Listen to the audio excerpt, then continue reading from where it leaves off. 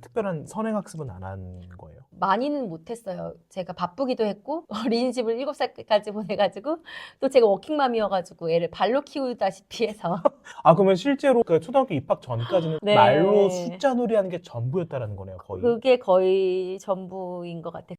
그 유대인 친구들이 막 물어봤어요. 교육은 어떻게 하니? 너네가 어, 세상에 제일 똑똑하다던데. 그러면 아시아 사람들 만나면 다 똑같은 항상 질문을 한대요. 유태인 너무 교육이요? 우리가 한국 사람이 제일 똑똑한 것 같은데 무슨 어. 소리냐라고 친구들이 얘기를 하는데 그래도 비결이 있을 거잖아. 제가 네. 막 물어봤어요. 그랬더니 굳이 찾자면 자기는 부모님하고 어릴 때부터 사실 최상위권 아이들 지도를 많이 했었거든요. 특목고에서 전교권이나 1, 2등 하는 아이들, 뭐 서울대 들어가는 아이들을 많이 맞죠. 지도를 네. 했었는데 그 아이들도 사실 글을 다 많이 읽은 아이들이거든요. 처음에 글을 쓴 거 보면은 라는 한숨이 나올 정도의 글인 경우가 많아요. 음. 훈련을 몇 번을 하다 보면 그 아이들도 금방 올라오는 게 보이더라고요.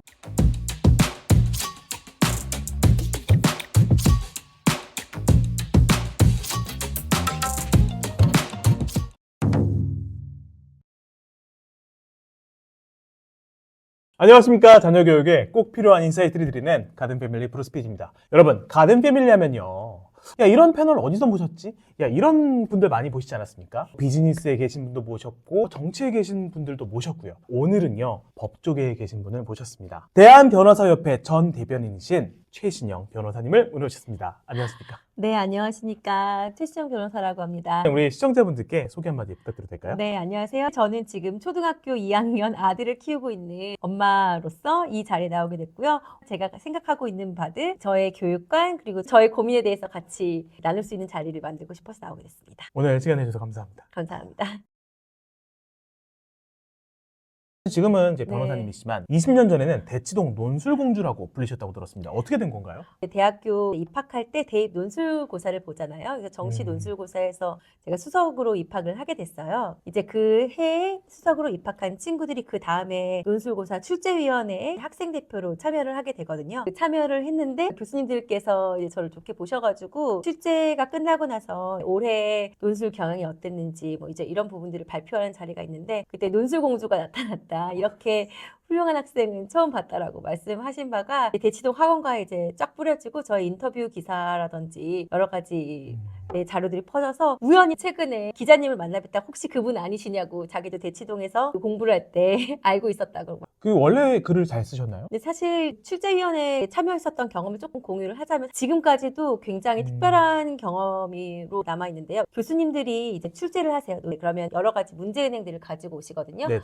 저희는 이제 하루에 3번씩 마루타처럼 글을 써요. 글을 쓴 다음에 교수님 피드백을 가지고 글을 수정을 하시거나 아니면 새로운 문제를 출제를 하시거든요. 그래서 이런 식으로 문제가 출제가 되고 학생들이 어떻게 서술을 할지에 대해서 예측을 할 수 있구나라는 인사이트를 얻었던 것 같고요. 그 인사이트가 경험이 돼서 저도 논술 과외로 가르치게 됐고 또 계속 글을 쓰는 일을 업으로 하다 보니까 글 쓰는 일에 대해서는 많은 고민을 하고 있다라고.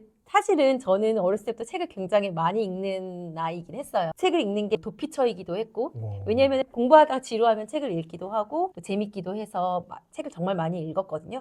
근데 사실 충격적인 거는 수능을 치고 나서 한 달 정도 논술고사 준비를 한 다음에 시험을 보는데 처음으로 논술학원에 들어갔어요. 제가 꼴찌를 한 거예요. 고3 때요? 네, 고3 때 이제 저는 그래도 글을 좋아하고 잘 쓴다라고 생각하고 있었고 또 분야를 가리지 않고 책을 많이 읽었었거든요. 고등학교 때까지도. 아까 말씀하시길 네. 대한민국에 안 읽어본 적이 없으시다고 그 정도로. 네, 솔직하게 정말 안 읽어본 책이 없을 정도로 책을 좋아했고 서점도 많이 가고 도서관도 많이 하고 했는데 꼴찌를 했고 근데 그게 몇 번이 지속되더라고요. 그래서 사실 그때 충격을 받기도 했고 이게 책을 읽는 예. 것과 인풋과 아웃풋은 다르다. 단순히 나의 생각을 나열하는 다르다라는 걸 그때 처음 깨달았던 것 같고 그래서 필사 같은 거 어떻게 하면 구조화된 글을 쓸 수 있는지에 대해서 고민을 많이 했던 것 같아요. 저는 글 쓴다는 거 나열한다라든지 아니면 자기 생각을 표현하는 정도의 방식으로 생각하는 경우가 많은데 사실 대학교에서 요구하는 그 일정한 숫자의 글을 쓰려면은 저는 수학이나 과학과 크게 다르지 않다라고 생각이 들어요. 왜냐면 주어, 수어, 목적어에서 우리가 써야 써야 되는, 전달해야 되는 말들이 있는 것과 마찬가지로 수학에서도 1 더하기 1은 2가 되는 것처럼 논리적인 거를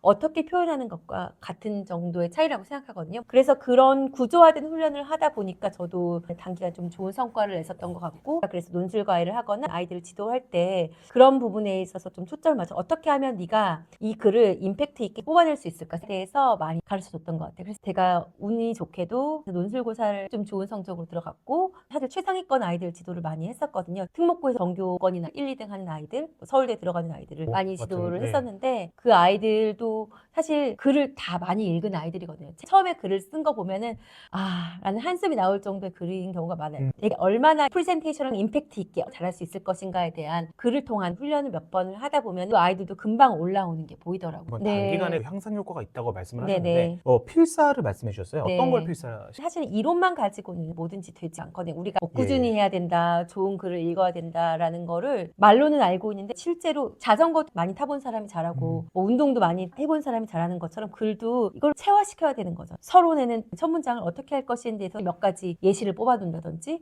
아니면 어떤 식으로 끝맺음을 할 것인지에 대해서도 수없이 다른 좋은 글을 통해서 몇 개 샘플을 놔두고 10번이건 100번이건 반복해서 썼었어요, 처음에는. 그렇게 하다 보면 얘가 어떤 식으로 서론, 본론, 결론에서 구조가 되는구나. 저는 글자 수도 다 계산해 놓고 시간도 다 계산해 놓고 글자에서 어떻게 하면 배분이 될까, 그게 수학적인 배분이 되는 거죠. 그렇게 했을 때 효과가 좋았던 거. 다른 건 모르겠지만 시간 날 때 이런 명문장, 이런 책들 한번 같이 써보게 해주세요. 그러면 생각나시는 건? 사실 우리가 서양의 글들을 많이 읽어요. 서양 철학서도 많이 읽었고, 네네. 서양 문학도 많이 읽었고, 뭐 세계문학도 많이 읽었고, 그렇게 하다 보니까 번역이 잘못돼가지고 주어, 수력, 목적어가 안 맞는 글로 체화가 돼가지고 살아온 경우가 많아서, 그걸 고치는데 저도 많이 훈련이 필요했던 것 같고, 지금도 사실 그게 어렵긴 하거든요. 네네네. 그래서 잘 쓴 국내 작가의 글들 같은 것들도 많이 읽어보는 것도 필요하지 않을까. 그런 글들을 써보는 것들, 뭐 예를 들어서 박경리 선생님 글 같은 것들도 저도 많이 필사를 했었거든요, 예전에. 그런 작업들도 필요하고, 꼭 그렇게 길거나 어려운 글이 아니더라도 내가 좋아하고 잘 읽히는 글들이 있다라면은,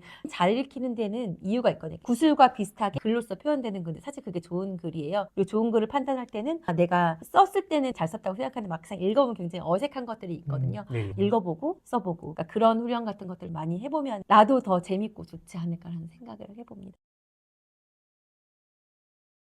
우리나라에서도 명문대 다니시다가 네. 이제 대학원을 미국 명문대로 가셨어요. 각국 명문대를 경험해 보셨는데 거기도 좀 느끼신 점이 있으실 것 같아요. 제가 작년에 미국 로스쿨 석사 과정을 밟고 왔는데 느낀 바가 굉장히 컸던 것 같아요. 그 이유는 첫 번째로 네. 배움에 대한 방법이 달랐다? 내가 여태까지 했었던 배움의 방법은 무엇인가에 대해서 다시 한번 생각해 보는 기회가 있어요. 예를 들어서 제가 세미나 수업들을 많이 들었는데, 수업에 들어가면 10명, 20명 정도 되는 학생들 안에 교수님이 한 두세 분이 들어오세요. 네네. 질문을 막 던져요. 교수님들은 질문에 대해서 인트로만 주실 뿐이고, 이제 학생들이 진짜 쓸데없는 질문을 엄청 많이 해요. 근데 저도 질문을 좀 많이 하는 편이긴 했거든요. 네네네. 그러니까 그럼에도 불구하고 저는 항상 필터링해서 질문을 하려는 노력들을 했던 것 같은데, 딴 애들은 정말 과감 없이 저런 수준. 근데 놀라운 거는 그 한 학기가 지나고 나니까 그렇게 바보 같은 질문을 하는 친구들이 너무나 수준 있는 질문과 깊이로 변해 있는 거를 저도 느껴질 정도로 보이더라고요. 그러니까 그게 놀라웠던 것 같아요. 그러니까 무엇보다 교수님들이 저희가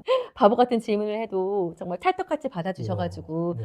그래, 그 질문은 또 이렇게까지 답이 될 수 있겠네? 라고, 혹은 이러한 루트로 생각해 볼 수 있겠네? 라고 다른 통로로 열어주시거나 해주셨는데, 사실은 제가 아주 어렸을 때도 질문이 많은 학생이었고, 초등학교, 네. 중학교, 고등학교 내내 제가 그래도 공부를 잘하는 학생이었음에도 불구하고 제가 질문을 하면 제지당하는 경우가 굉장히 많았어요.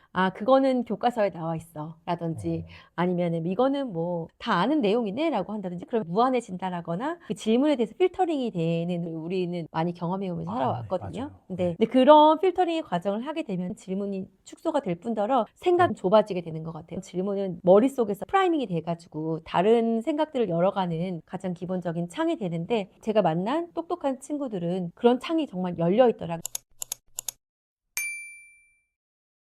초등학교 자제분이 계신데요. 네네. 그 질문 능력을 어떻게 키워주고 계세요? 저희 아이와 되게 어렸을 때부터 막 2살, 3살 이럴 때부터 이거는 왜 빨간색일까? 뭐 이런 것부터 시작해서 빛은 왜 이렇게 하얗게 보일까? 액체랑 고체가 뭐가 다를까? 어릴 때부터 그런 질문들을 많이 했고 그리고 전 아이에게 항상 선생님이라고 불렀어요. 애가 선생님이라고 생각하면 자기도 우쭐한 마음이 있잖아요. 이렇게. 그래서 엄마한테는 어떤 질문을 해도 된다. 왜냐면 너가 선생님이잖아. 아이가 항상 저한테 지금도 얘기하는 게 엄마랑 얘기하는 게 제일 재밌고 좋다. 자기가 선생님이 돼서 가르칠 수 있다고 생각하니까 그래서 제가 어저께 저녁 때 아이와 했던 대화인데 양자역학 같은 것들에 대해서 막 얘기를 해주는 거예요. 초등 2학년 아이가요? 초등학교 2학년 아이가 네 블랙홀이라든지 어떻게 지구가 탄생했을까 뭐 아니면 우주가 어떻게 팽창하고 있을까 뭐 이제 그런 것들을 연결하면서 계속 얘기를 하게 됐어요. 사실 그게 엄청난 깊이 있는 질문이나 깊이 있는 내용은 아니지만 내가 저번에도 엄마랑 얘기했던 거네. 엄마 우리 저번에 그렇게 얘기했었잖아요. 근데 나 이번에는 책을 보다 보니까 더 많이 알게 돼서 어머 더 많이 알게 됐구나 라고 이제 얘기하면 아이도 으쓱해가지고 어떻게 보면 사실 자존감의 과정인 것 같아요. 그러니까 약간 아이에게 으쓱하게 해주는 저는 제 가치관이 기본적으로 그런 것 같아요. 세상에 대해서 질문을 가지고 있고 열린 마음으로 사람들과 같이 대화를 나눌 수 있고 많은 주제를 가지고 있으면 우리가 세상에서도 많은 사람들을 만날 수 있잖아요. 네네. 어느 나라에 가서든 아니면 어느 주제를 뭐 수학이든 과학이든 뭐 철학이든 문학이든 네네. 그런 아이가 됐으면 좋겠다. 꼭 지식이 많다라기보다는 누구와도 좀 깊게 대화할 수 있고 또 어딜 가서도 프랑스에 가서도 뭐 독일에 가서도 이탈리아에 가서도 좀 더 즐겁게 이 나라와 문화를 볼 수 있고 느낄 수 있으면 좀 더 풍요로운 인생이 될 수 있지 않을까 해주려고 제 마음으로는 노력하고 있는 것 같아요. 사실 굉장히 바쁘신 삶을 살고 계신데 네. 그 와중에 어떻게든 그 짬을 내서 여행을 네. 많이 다니시더라고요. 뭐 최근에 야, 이 지역만큼은 내가 다시 한번 가고 싶다고 네. 마음 먹으신 곳이 있다고? 아, 맞아요. 제가 이스라엘에 다녀왔는데 가게 됐던 계기는 제가 친하게 지내고 있었던 도미니카 공화국 친구가 있었는데 대화를 하다 보니까 그 친구의 대화 수준이 너무 깊은 거예요. 이렇게 제가 물어봤어요. 너 어떻게 그렇게 생각이 깊고 생각이 다양하고 경험이 풍부하니? 물어봤더니 자기가 이제 히브리 대학에서 5년 동안 공부를 했었대요. 그 친구는 유대인은 아니었고 그 남편이 유대인이어가지고 이제 같이 갔었다고 하더라고요. 그래서 그러면 히브리 대학하고 미국으로 공부했던 거하고 어떻게 달라? 그랬더니 히브리 대학은 한 주제를 가지고 굉장히 오랫동안 깊이 있게 공부를 하는데 미국에서는 굉장히 타이트하고 하시하게 공부를 하는 게 조금 스타일이 다른 것 같다라고 하면서 저보고 꼭 이스라엘에 한번 여행을 해봐라. 너무너무 즐겁고 좋은 곳이다. 그 자리에서 바로 계획이 없었던 비행기 티켓을 끊어가지고 다들 이스라엘 위험한 데 아니냐. 맞아요. 그냥 일단 갔거든요.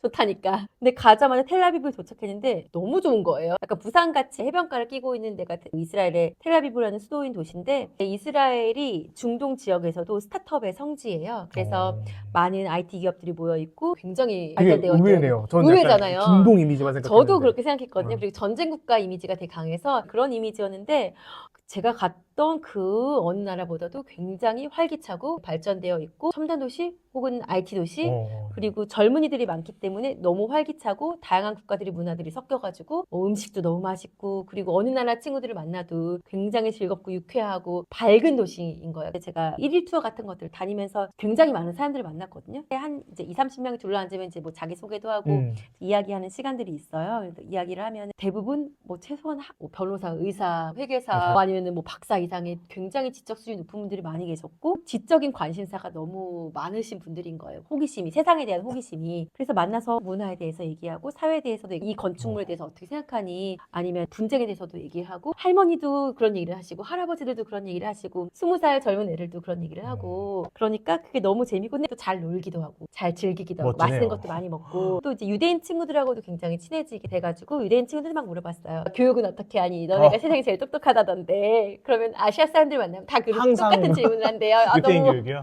우리가 봤을 때 한국 사람이 제일 똑똑한 것 같은데 무슨 소리냐라고 친구들이 얘기를 하는데 그래도 비결이 있을 거잖아. 제가 막 물어봤어요. 그랬더니 굳이 찾자면 자기는 부모님하고 어릴 때부터 대화를 굉장히 많이 했다. 근데 그 대화가 우리가 생각하는 것처럼 심오한 대화뿐만이 아니라 성경에 대한 것뿐만이 아니라 시덥잖은 얘기들을 되게 많이 한다는 거예요. 너 오늘 뭐 먹었니?부터 시작해서 서로 간에 이런 대화를 하고 이야기를 하는 게 굉장히 습관화되어 있다라고 해서 아버지나 뭐 어머니가 위압적인 그런 관계에서 얘기하는 게 아니라 그냥 뭐 서로 얘기하는 거죠. 넌 뭐 이거 어떻게 생각해? 아니면 뭐 성경 구절에 대해서 난 이렇게 생각하는데 넌 어떻게 생각하니? 라든지 뭐 서로 간에 얘기를 자유롭게 하는 분위기. 제가 만난 유대인 친구들은 모두 다 어떤 주제를 얘기해도 너무너무 재밌는 거예요. 어떤 주제를 얘기해도 굉장히 가볍지만 뭐 인사이트 있게 얘기했다고 해야 되나? 그러니까 그런 게 너무 좋은 것 같아요. 자녀분한테 수학과 과학에 흥미를 끌어주는 방법이 있다고, 노하우가 있다고 들었는데 한번 팁을 풀어줄 수 있으실까요?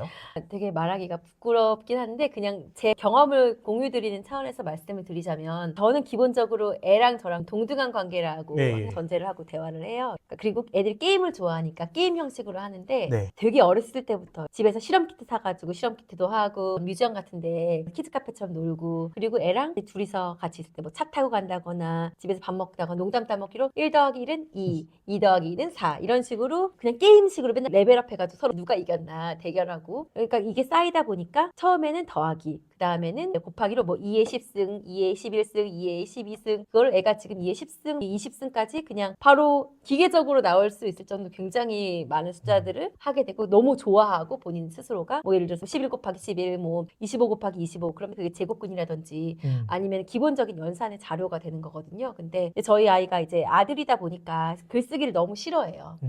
쓴다는 것 자체 거부감이 있으니까 그냥 말로써 하는 게 얘한테는 좋지 않을까라는 생각을 했었고 그리고 기본적으로 뭐든지 사랑해야 할 수 있다, 좋아해야 할 수 있다라는 마음이 있어가지고 친숙하게 정말 매일매일 애가 나중에 엄마 너무 심심해요. 나랑 수학 퀴즈 해요. 하면서 저한테 막 퀴즈를 내는 거예요. 그래서 1 더하기 1 더하기 2 더하기 2 더하기 3 더하기 3 더하기 4 그러면 이제 제가 풀고 그렇게 하다 보니까 시간적으로 쓰는 게 되게 빨라지더라고요. 지금도 그게 되게 도움이 많이 됐구나라는 거를 그러니까 왜냐면 되게 오랜 동안 별 큰 노력 없이 단순한 인풋과 아웃풋으로 할 수가 있거든요. 차 타고 어디 놀러 갈 때 1시간 동안 운전하면 지루하니까 자 우리 한번 이제 게임 한번 해볼까? 라고 하면은 애가 저한테 계속 퀴즈를 내는 거야. 그러면 저도 이제 퀴즈를 내고 몇 살 때부터 하신 거예요? 말 시작할 때부터 했던 것 같아요. 그걸 애가 좋아하기도 했고 그때는 숫자로 하는 게 말로 구체적인 설명을 하는 것보다 직관적이고 간단하니까 근데 그거를 이제 아이도 저한테 계속 질문하고 여러 가지 방면을 활용하게 되고 심심할 때 그냥 같이 끄적거리기도 하고 놀이인 것 같아요. 지금도 그걸 애가 되게 좋아해요. 아드님이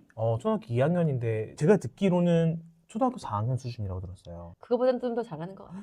숫자를 기본적으로 좋아하고 규칙 찾는 거를 좋아하고 예를 들어서 제곱근 구하는 게 나오잖아요. 내 곱하기 나누기를 맨날 그냥 놀이하듯이 하다 보니까 그거는 얘한테 너무 재밌는 놀이여가지고 한번 개념 설명을 해주면 다 계산을 해내더라고요. 그러면은 그 초등학교 2학년 전까지는 특별한 선행학습은 안 한 거예요? 많이는 못했어요. 제가 바쁘기도 했고 어린이집을 7살까지 보내가지고 또 제가 워킹맘이어가지고 애를 발로 키우다시피 해서 그러면 실제로 그 초등학교 입학 전까지는 네. 말로 숫자 놀이하는 게 전부였다라는 거네요, 거의. 그게 거의 전부인 것 같아요. 그럼 집에서는 어떻게 챙겨주세요? 방금 말씀하셨던 그런 연산 같은 것들, 그러니까 기본적인 연산을 뭐 제곱수 연산, 이제 숫자를 더 커지는 연산, 곱하기 나누기 연산을 저랑 여전히 퀴즈처럼 애한테는 이제 엄마랑 하는 놀이인 거죠. 그거를 계속 하는데 조금 더 수준이 높아졌다. 예를 들어서 2 곱하기 1은 2, 2 곱하기 2는 4에서 이제는 3의 10승은, 3의 20승은, 7의 10승은, 그걸 7의 해요? 20승을 이제 다 바로바로 하는 거예요. 그걸 그러니까 외운 거예요? 되게 빠르게 외운 부분도 있겠죠. 이제 하다 보니까 굉장히 익숙해져서. 근데 저는 외우는 것도 필요하다라고 생각이 드는데 그러니까 기본적으로 우리 구구단 외우잖아요. 구구단을 외우는 것처럼 제곱수도 다 저도 중학교 때쯤 옛날에 그거 외웠던 것 같거든요. 그쵸. 뭐 2의 11승은 뭐 네네. 2048 뭐 이런 식으로 애도 하다 보니까 기본적으로 프레임이 잡히고 그걸 가지고 2의 10승을 알면은 4의 10승도 알 수 있는 거고 뭐 아니면은 어떻게 공약수와 공배수가 쪼개지는지에 대해서도 개념이 생기게 되는 거고 파이가 뭔지 아니면 제곱근이 뭔지에 대해서 애가 또 궁금해 하더라고요. 그래서 그런 질문들을 던지면 또 새로운 질문을 가지고 서로 막 퀴즈를 하는 거예요. 뭐 분수를 배우면 분수를 가지고 또 서로 대결을 하는 거예요. 게임 대결에서 포인트를 많이 쌓고 레벨업을 하고 뭐 이제 그런 과정들을 하고요. 영재 검사라든지 그런 것도 좀 해보셨나요? 네, 해봤어요. 어떻게 나왔어요? 잘 나오더라고요. 물론 학업적인 거는 이제 조금 다른 문제긴 하지만 저는 숫자를 사랑하는 마음이면 좋겠다라는 생각을 갖고 있거든요. 평생 기본적인 논리 체계랑 같은 것 같아요. 수학에 대한 논리 체계를 갖추면은 어떤 학문이든 다 저는 해보니까 비슷하더라. 네, 수학과 논리 체계 크게 다르지 않더라. 철학이든 법이든 다 같은 맥락에서 움직이고 있더라. 제가 뮤지엄에 많이 데리고 가는데 좀 재밌잖아요. 엄마도 편하고 애도 재밌고 그러면 뮤지엄에 가서 애가 저한테 막 물어봐요. 엄마 여기 이 온실가스가 배출이 돼가지고 탄소가 이만큼이 늘어나고 뭐 그런 것들을 얘기를 해요. 그럼 저는 사실 그거 관심이 없어가지고 그렇구나 이렇게 하는데 엄마 여기 계산이 잘못된 것 같아요. 그런 자기 주도적인 거 그럼 저 칭찬도 해주고 과학관도 되게 자주 데려가서 좀 익숙해지게 만들면 거기에서 자기가 매번 다 본다기보다는 하나에 좀 꽂혀가지고 집중적으로 본다든지 재밌게 논다든지 그래서 제가 어느 나라를 가든지 과학관은 항상 꼭 데려가거든요. 예전에는 뮤지엄이 되게 갇혀있는 공간이라고 맞아요. 생각했었는데 점점 전 세계에서도 뮤지엄에 대한 개념도 변화하고 있고 음. 그런 것들을 즐길 줄 아는 것도 굉장히 큰 복이다. 왜냐하면 우리가 자연 환경을 즐기는 것도 굉장히 즐겁고 감사하고 좋은 일인데 우리 문화와 역사에 대해서도 좀 느낄 줄 알고 또 이렇게 수학이라든지 과학에 대해서도 실험적으로 이렇게 해보는 과정들도 이론과 접목이 된다라면은 좋은 자산이 될 수 있다라는 거를 요새 들어 특히 더 많이 생각을 하게 됐어요. 지금 워킹맘이시고 실제 아이를 키우고 있으시잖아요. 사실 현실 육아는 쉽지 않단 말이죠. 현실 교육은 쉽지 너무 않은데 어려운 것 같아요. 내가 그래도 이 원칙만큼은 늘 가슴속에 품고 지키려고 한다. 하나 꼽아줄 수 있으실까요? 요새 생각하는 건데, 사실 엄마들이 내 아이는 다 영재라고 생각한다고 하잖아요. 근데 저는 예전에는, 뭐, 그렇게 생각했어요. 근데 제가 요새 열심히 육아를 하다 보니까 엄마만이 볼 수 있는 내 아이의 특별한 점이 있구나. 그거를 영재성이라고 볼 수도 있구나. 사실 우리나라에서 엑슬러 검사라든지 아니면 여러 가지 지능 검사들을 많이 하는데 그 지능 검사가 대부분 수과학적으로 되어 있는 경우들이 많아요. 그렇기 때문에 내가 파악한 내 아이의 특별한 점들이 구조화된 혹은 스탠다드화된 지능 검사 속에서는 보여지지 못해서 내 아이가 분명 굉장히 특별함에도 불구하고 이 아이는 보통 평범해요. 아이 평범한 아이입니다. 뭐 그렇게까지 오버하지 마세요. 혹은 뭐 그냥 평범하게 키우세요라고 하는 경우들이 많은데 저는 조금 다른 관점인 것 같아요. 엄마가 혹은 부모님이 이 아이의 특별한 점을 봤다면 그건 맞다. 사회에 내 타자가 보지 못하는 특별한 점을 내가 본 게 맞다라고 생각이 들고 그러한 특별한 반짝이는 부분들이 있잖아요. 엄마만 아는 반짝이는 부분들이 있거든요. 단지 학습 능력뿐만이 아니라 이 아이는 뭐가 달라라는 거에 대해서 좀 더 끌어안고 좀 더 애정을 가지고 그거를 잘 될 수 있도록 사랑으로 키워주는 게 좀 필요하지 않을까라는 생각을 최근에 좀 많이 하게 됐던 것 같아요. 그게 영재성이지 않을까? 영재성이라는 게 반드시 뭐 수학을 잘하는 것만이 영재성이 아니라 정말 내 아이의 특별한 점은 엄마만 볼 수 있다라는 거를 많이 느끼게 되는 것 같아요. 네. 오늘 네. 따뜻한 인사이트 나눠주셔서 너무 감사합니다, 변호사님. 네, 감사합니다. 최신영 변호사님과의 인터뷰 유익하셨나요? 제가 요즘 더 강하게 느끼고 있는 것은요. 한 분야에 탁월하신 부모님은 그 분야에서 얻은 인사이트와 경험을 자녀 교육에 아주 훌륭하게 녹이신다는 점입니다. 이러한 측면에서 구독자분들 중에 교육계에 종사하지 않지만 내가 이 인사이트만큼은 다른 학부모들에게 꼭 알리고 싶다. 이런 스토리나 자녀 교육 인사이트가 있으시다면 저에게 연락 부탁드리겠습니다. 패널로 꼭 모시고 싶네요. 오늘 패널로 모신 최신영 변호사님이 정말 여러 주제를 탁월하게 커버해 주셨는데요. 오늘 변호사님이 말씀하신 주제와 연관된 콘텐츠가 더 궁금하신 분들은 최종화면 링크에 걸어 놓았으니까 관심 있으신 분들은 시청해 보시면 좋을 것 같습니다. 구독과 좋아요는 언제나 큰 힘이 됩니다. 감사합니다.